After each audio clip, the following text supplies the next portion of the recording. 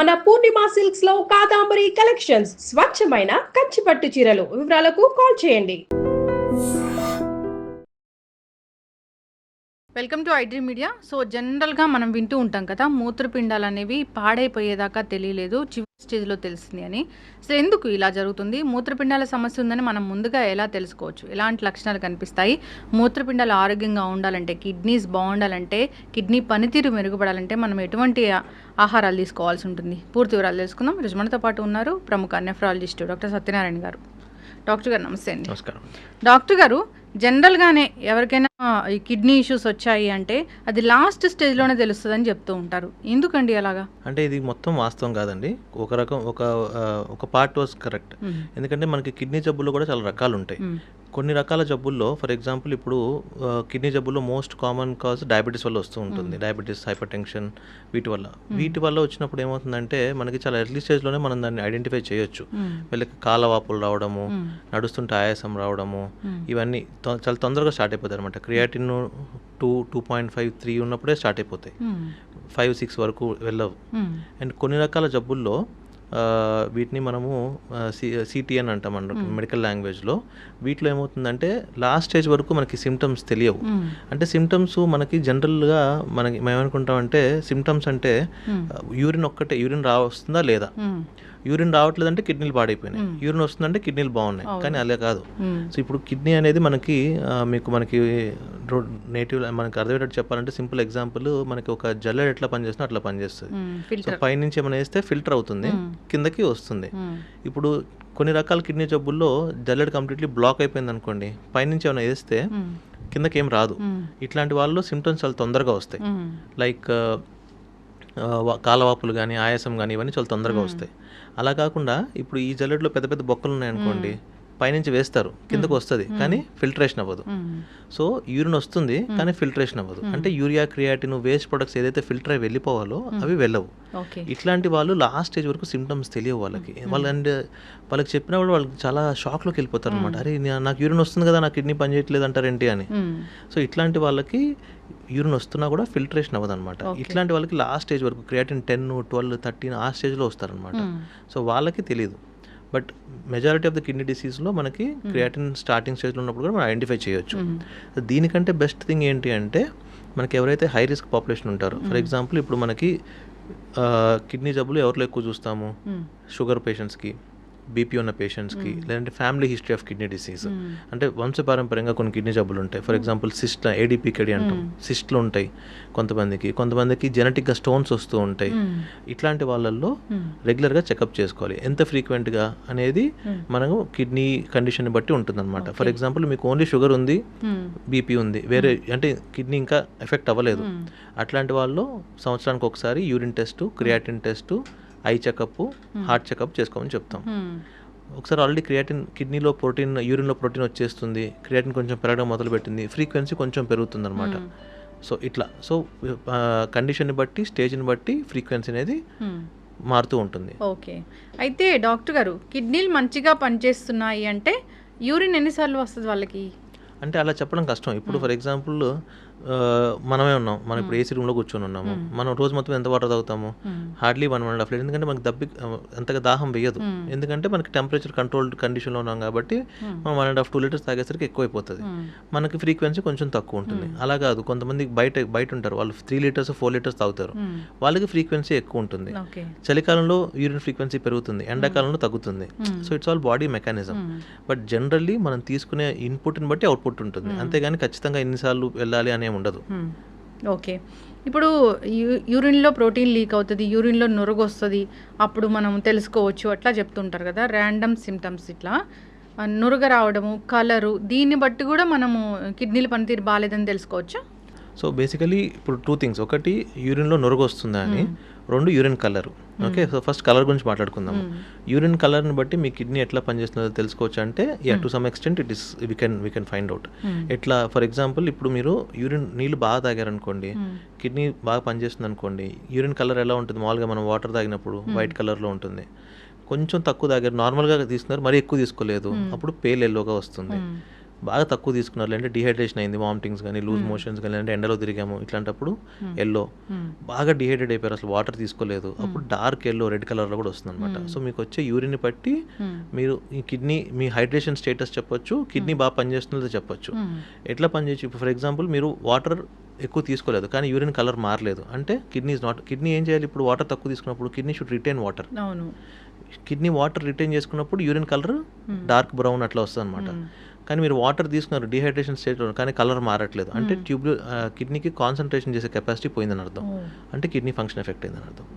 రెండు నురగ, ఇప్పుడు నురగ అనేది వెరీ ట్రిక్కీ థింగ్, ఎందుకంటే యూరిన్లో నురగ వచ్చేంత ప్రోటీన్ ఉండాలి అంటే చాలా ఎక్కువ ప్రోటీన్ ఉండాలి. నార్మల్గా మనము 30 to 300 milligrams నార్మల్ అని చెప్తాం. మనకు నురగ రావాలంటే కనీసం 1 gram కంటే ఎక్కువ ఉండాలి. కానీ కిడ్నీ జబ్బు అంతకంటే ముందు కూడా స్టార్ట్ అయి ఉండొచ్చు. డయాబెటీస్ పేషెంట్స్లో 30 milligrams, 300 milligrams, 500 milligrams, 750 milligrams అలా కూడా స్టార్ట్ అవుతుంది. దాన్ని కూడా మనం దీని కింద తీసుకుంటాం, మనం జబ్బు కింద తీసుకుంటాం. సో నురగ వచ్చేంత వరకు వెయిట్ చేయకూడదు.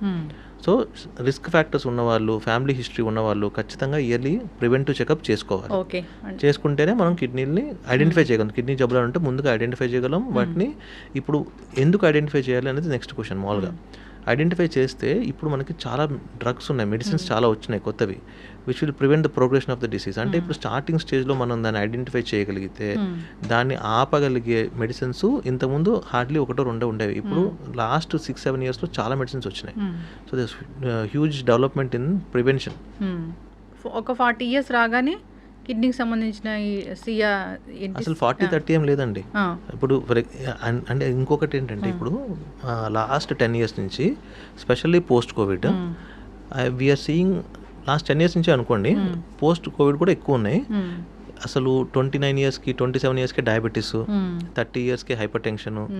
అసలు ఎందుకు లాస్ట్ 10 yearsలో మోస్ట్లీ కోమార్బిడిటీస్ ఉంటే ఖచ్చితంగా టెస్ట్ చేసుకోవాలి. సో ఇప్పుడు ఇంతకుముందు షుగర్ అంటే 40 పైనే, చాలా తక్కువ చూసేవాళ్ళం, 40 కంటే తక్కువ. 40 కంటే తక్కువ ఉంటే టైప్ 1 డయాబెటీస్ అనుకునేవాళ్ళం అనమాట.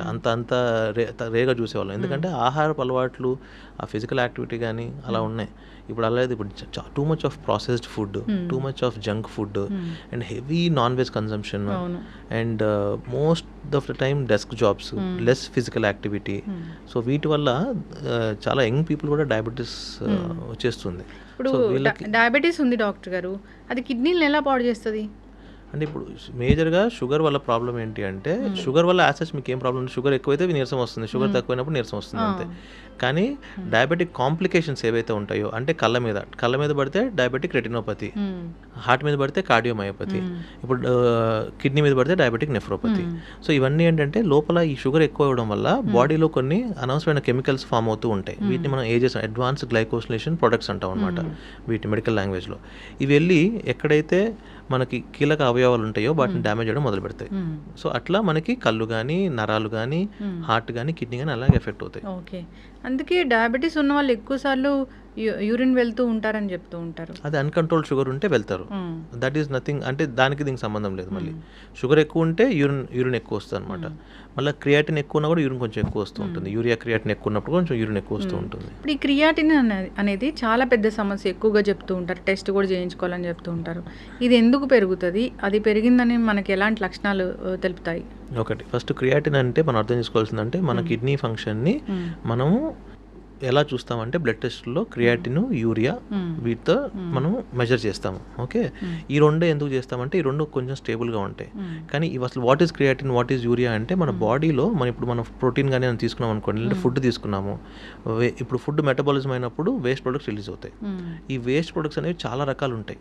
దాంట్లో కొన్ని మనం ఐడెంటిఫై చేసి వాటిని మనం కిడ్నీ పనిచేస్తున్న లేదని చూసుకోవడానికి మనం సర్గేట్ మార్కర్స్గా తీసుకున్నాం అనమాట. అవే యూరియా, క్రియాటిన్. ఓకే, సో ఈ యూరియా క్రియాటిన్ ఎక్కువ అవుతుంది అంటే కిడ్నీ ఫంక్షన్ తక్కువ అవుతుందని అర్థం. సో ఇట్స్ డైరెక్ట్లీ ఈ యూరియా క్రియాటిన్ అనేది కిడ్నీ ఎలా పనిచేస్తుందో చెప్పే 2 మార్కర్స్. సో ఈ మనకి క్రియాటిన్ పెరుగుతుంది, యూరియా పెరుగుతుంది అంటే స్లోగా మీ కిడ్నీ ఫంక్షన్ డిక్లైన్ అవుతుంది. సో దానికి ఏమంటే మనం ఐడెంటిఫై చేసుకొని డాక్టర్ కన్సల్టేషన్ తీసుకొని కారణం చూసుకోవాలి. ఓకే, అయితే ఇప్పుడు క్రియాటిన్ అనేది పెరిగితే కనుక జాయింట్ పెయిన్స్ అనేది వస్తాయా? యూరిక్ యాసిడ్ పెరిగితే జాయింట్ పెయిన్స్ వస్తాయి. సో యూరిక్ యాసిడ్ కూడా ఒక రకంగా కిడ్నీకి రిలేషన్ ఉంటుందన్నమాట. సో మేజర్ జాయింట్ పెయిన్స్ మనకి కాళ్ళల్లో, మడిమల్లో, బొటన వేలుకి వాటికి వచ్చే పెయిన్స్ని గౌట్ అటాక్స్ అంటాం అనమాట. ఈ గౌట్ అటాక్స్ అనేది యూరిక్ యాసిడ్ ఎక్కువ అవడం వల్ల వస్తుంది. ఇది మేజర్గా మనం చూసేది ఏంటి అంటే ఎవరిలో చూస్తామంటే ఈ సెడెంటరీ వర్కర్స్ ఉంటారు, mostly software professionals, IT professionals ఉంటారు. ఫిజికల్ యాక్టివిటీ ఉండదు, డెస్క్ జాబ్ ఉంటుంది, మోస్ట్లీ ప్రాసెస్ ఫుడ్ తీసుకోవడము, ఈ ఫాస్ట్ ఫుడ్స్ తీసుకోవడం, వీళ్ళల్లో ఎక్కువ చూస్తాం. Too much non veg consumption ఇప్పుడు ఒక ట్రెండ్ అయిపోయింది అనమాట.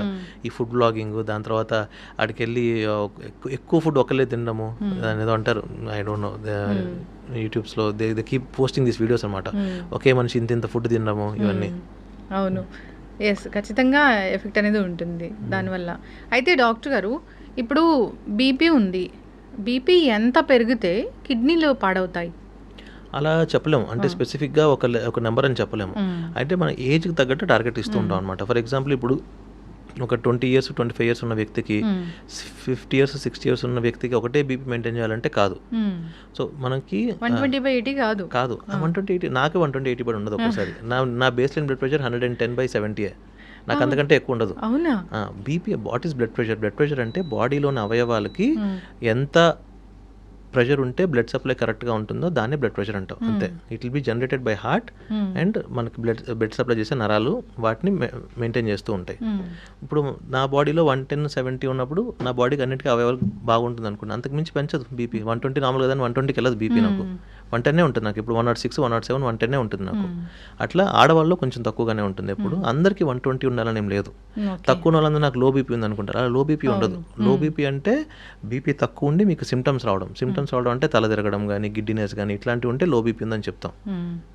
And for example elderly people ఉన్నారనుకోండి, 60 ఏళ్ళు 65 ఏళ్ళు వాళ్ళకి 120 టార్గెట్ చేయం మనం. 140 150 టార్గెట్, 140 టార్గెట్ చేస్తాం అనుకోండి.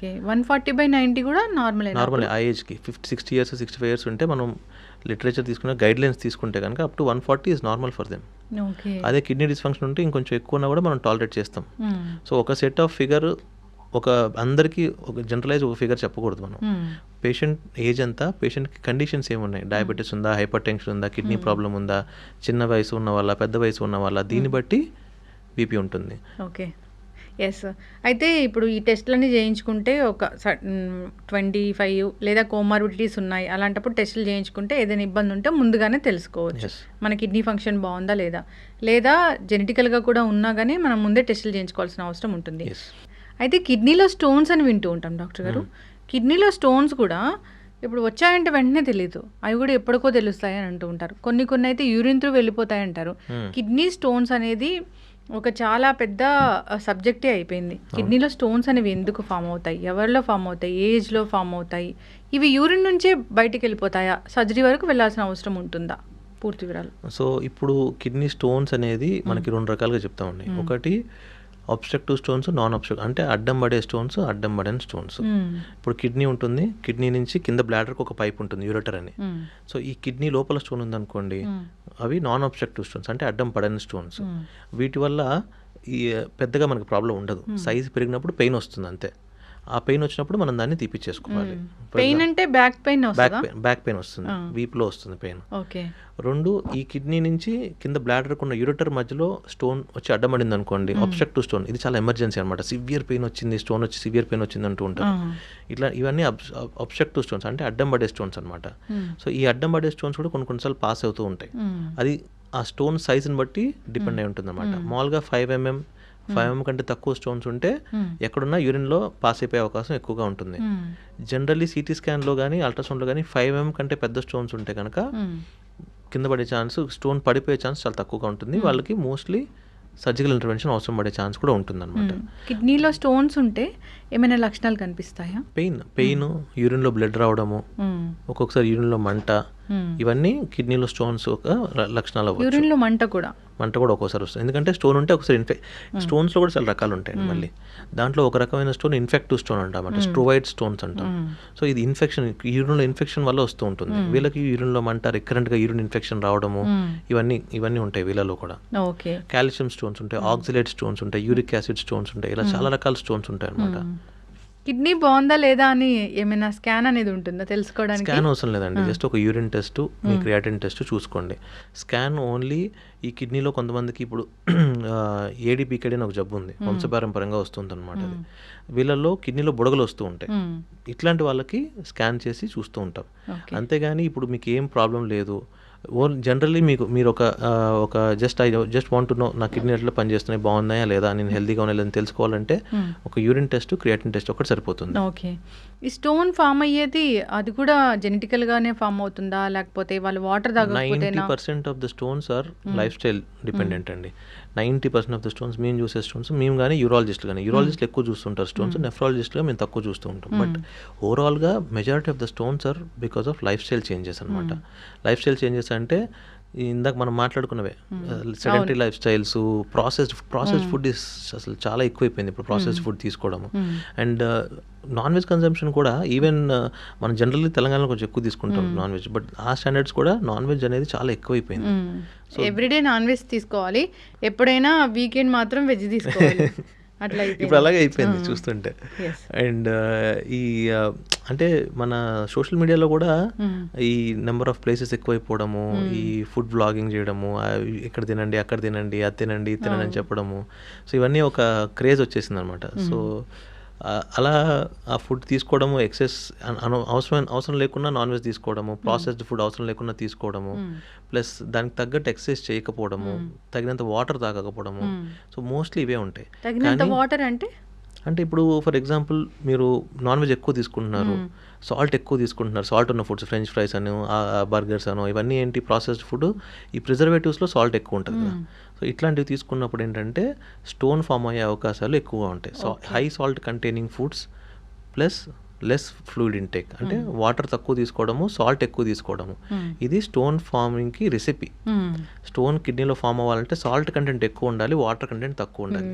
మనం అదే చేస్తాం, వాటర్ తాగం, ప్లస్ ఒకటి తీసుకున్నా కూడా, లిక్విడ్ తీసుకున్నా కూడా ఈ కోకోకోలాను ఈ రూపంలో తీసుకుంటాం. సో దట్ షుడ్ నాట్, అది అలా జరగకూడదు. వాటర్ తీసుకోవాలి ఎక్కువ, సాల్ట్ కంటెంట్ తగ్గించుకోవాలన్నమాట. ఇలా తీసుకుంటే స్టోన్ ఫామ్ అయ్యే ఎన్విరాన్మెంట్ అనేది అక్కడ క్రియేట్ అవ్వదు కిడ్నీలో. ఈ కిడ్నీలో సాల్ట్ కంటెంట్ ఎక్కువ ఉన్నప్పుడు స్టోన్ ఫార్మింగ్ ఎన్విరాన్మెంట్ ఫామ్ అవుతుంది, అప్పుడే స్టోన్ ఎక్కువ ఫామ్ అవుతుంది, స్టోన్స్ ఫామ్ అయ్యే అవకాశం ఎక్కువగా ఉంటుంది.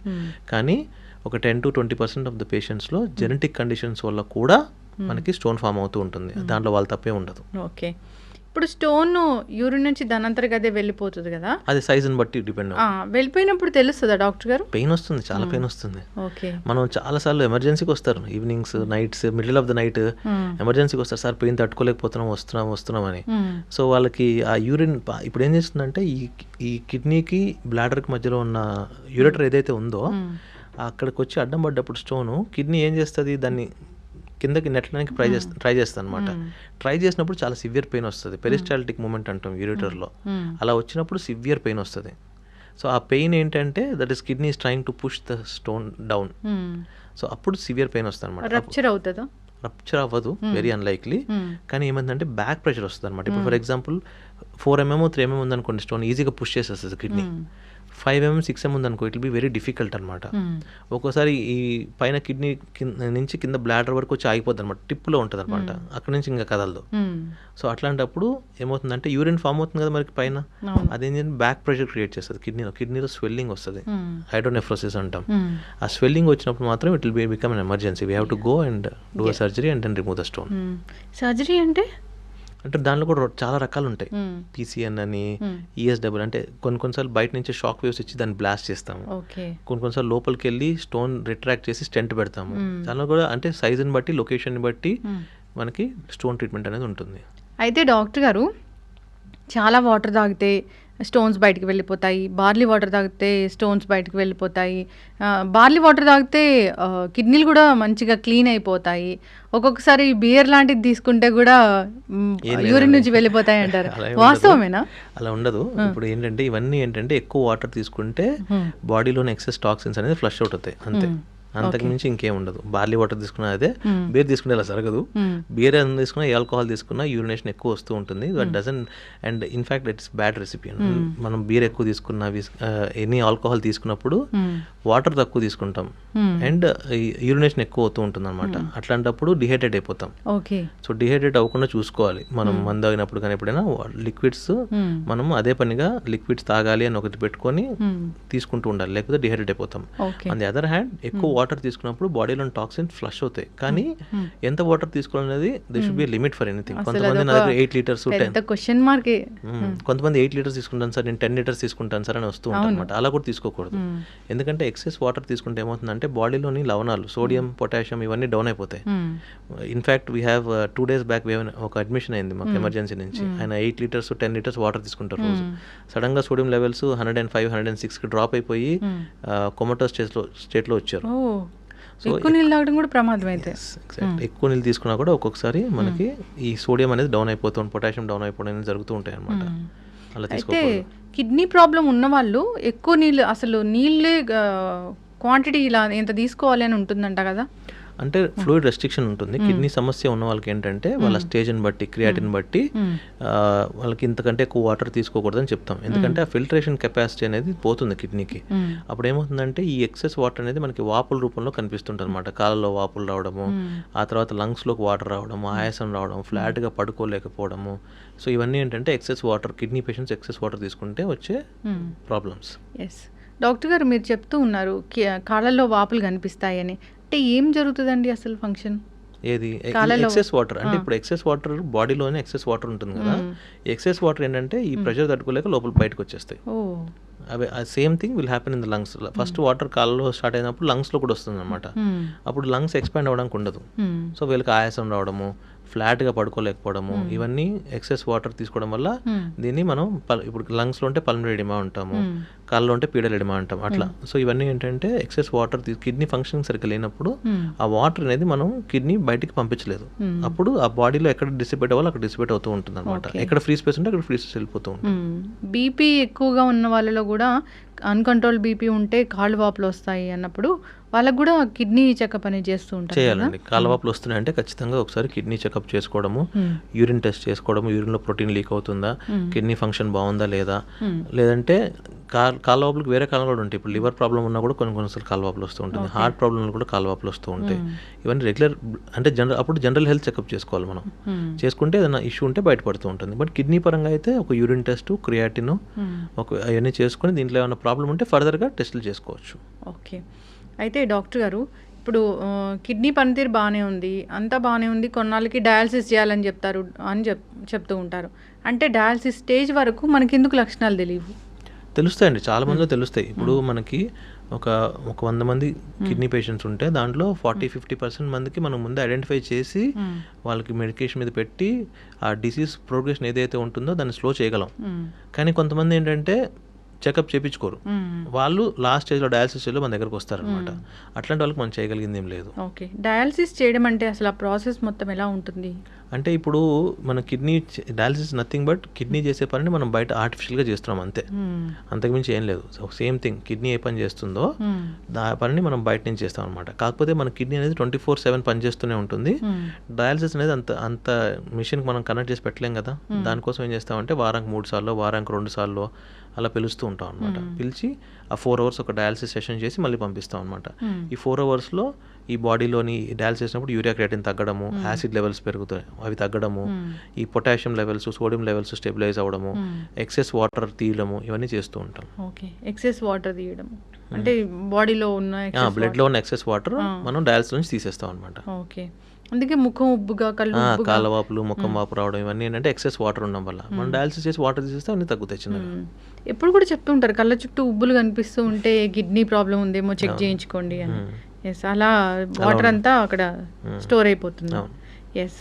అయితే ఎక్కువగా కిడ్నీలు పాడు చేసే వాటిలో మనం ఎక్కువగా తీసుకునే నీళ్ళు ఒకటి, ఉప్పు ఎక్కువగా తీసుకోవడం, తక్కువ నీళ్ళు తీసుకోవడం, ఇలాంటివి కూడా మన కిడ్నీలు పాడు చేయడానికి మన లైఫ్ స్టైల్ ఇవన్నీ కూడా కారణాలు అవుతాయి. అయితే మరి కిడ్నీ ట్రాన్స్ప్లాంట్ వరకు ఎప్పుడు వెళ్తారు? అంటే ఇప్పుడు ఒక్కసారి ఈ కిడ్నీ డిసీజ్ ఏదైతే పెరిగి చివరి లాస్ట్ స్టేజ్ డయాలసిస్ స్టేజ్ వచ్చినప్పుడు ఈ డయాలసిస్ అనేది మనకి ఇంతకుముందు చాలా బెటర్గా ఉంది. కానీ ఏంటంటే మనిషికి ఇప్పుడు ఒక మనిషి వారానికి 3 సార్లు డయాలసిస్ చేసుకోవాలనుకోండి, వారానికి 3 రోజులు మనకు హాస్పిటల్కి రావాలి. వచ్చి 4 hours డయాలసిస్ చేయించుకొని ఇంటికి వెళ్ళి డయాలసిస్ అయిపోతే ఎంతో కొంత నీరసంగా ఉంటారు, ఆ రోజు అంతా పోతుంది. అంటే వారానికి 3 రోజులు ప్రొడక్టివ్ డేస్ పోతాయి.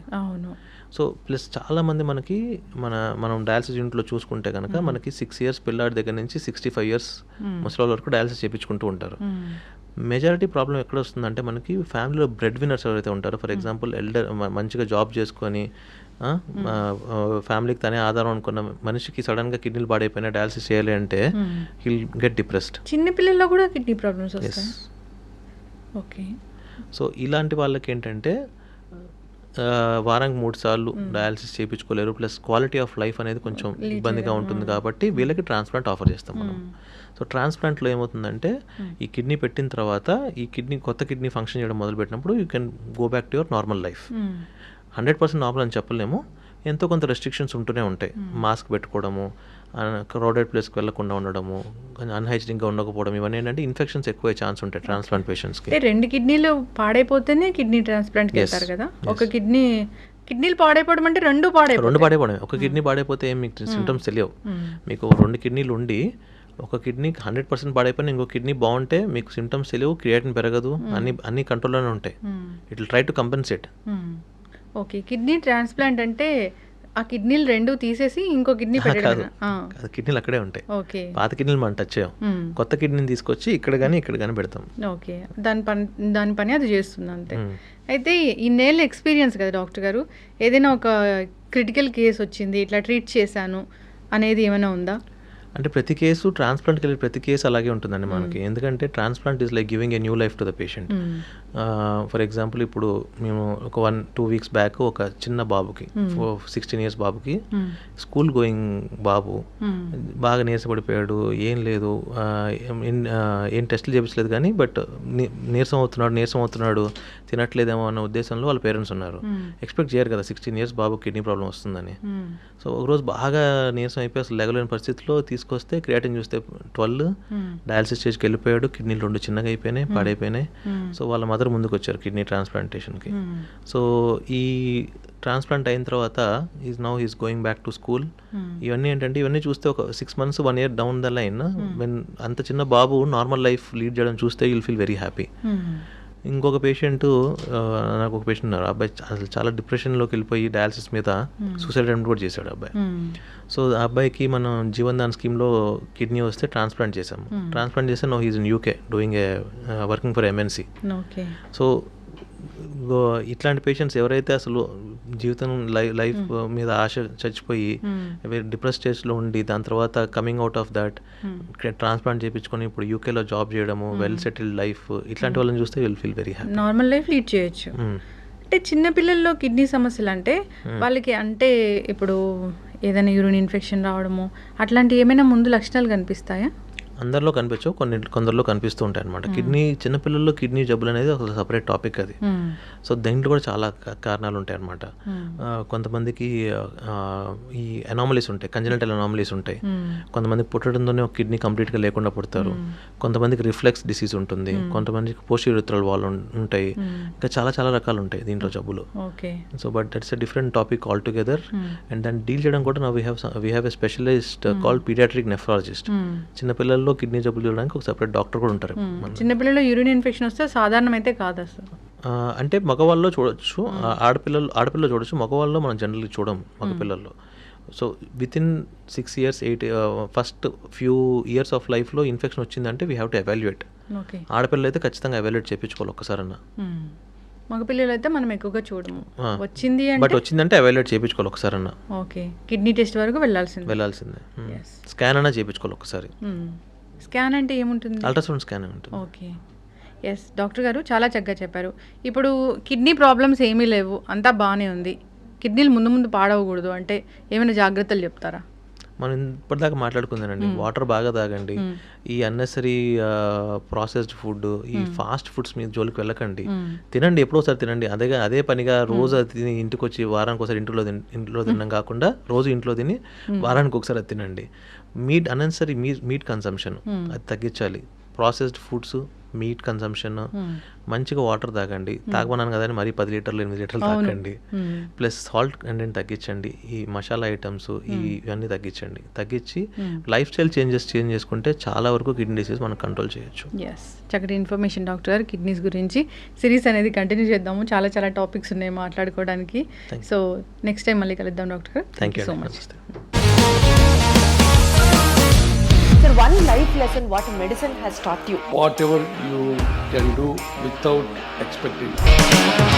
బట్ ఐ రియలీ బిలీవ్ మన పాజిటివ్ యాటిట్యూడ్ ఉంటేనే మనం ఏదైనా సాధించగలం. గట్ ని మనం కరెక్ట్ గా డీల్ చేసినట్లయితే అది మనకి పాజిటివ్ హార్మోన్స్ ని రిలీజ్ చేస్తుంది. షుగర్ వచ్చిన వాళ్ళ పరిస్థితి ఏంటి? పొట్ట దగ్గర పెరిగితే దాన్ని ఆండ్రాయిడ్ అంటారు, ఆండ్రాయిడ్ ఫోన్ కదా. అసలు థాట్స్ ఎందుకు వస్తాయి? బ్రెయిన్ డెడ్ అంటే దానికి ప్రపంచం అంతా కూడా కొన్ని నిర్దిష్టమైనటువంటి లక్షణాలు ఉన్నాయి. మానసికంగా ధైర్యంగా ఉంటే క్యాన్సర్ జయించవచ్చు. You are a doctor for a cause sir, అంతే. వాళ్ళకి వచ్చిన ఆదాయం కాకుండా ఫ్రీ సర్వీస్ ఎంతమందికో చేస్తుంది.